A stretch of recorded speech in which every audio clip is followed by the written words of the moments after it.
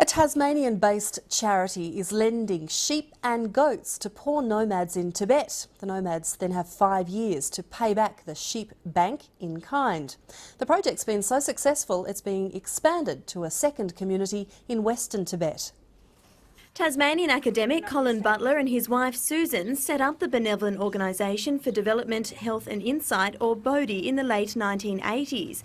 The patron of their Buddhist charity is the Dalai Lama. 6 years ago, an international expert on Tibet approached them about starting the sheep bank. 4 families a year are lent 50 nanny goats and ewes, which they breed from, as well as keeping the wool and milk. The stock is bought from local nomads, so the money stays in the community. Every August at the Nomad Fair, that's when people gather and that's when it's done.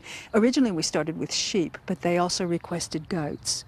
The first 5-year trial was so successful, a second project is now underway in an adjoining community. And it was successful beyond anyone's imagining, so that was all very heartening. We had a lot of obstacles to get through, not just the people themselves, but also the Chinese bureaucracy. At a cost of $6,000 a year to purchase the animals, BODHI is totally reliant on community support. For the organisers, it's about protecting an ancient way of life under threat from the Chinese government, keen to resettle the nomads into towns. But they get seduced with a television set in a one-bedroom apartment, and then they go, and alcoholism becomes a problem. So if by using the scheme of what you called sheep banking, and if this method helps local Tibetans to be self-supporting, self-sufficient, I think it's a very good thing.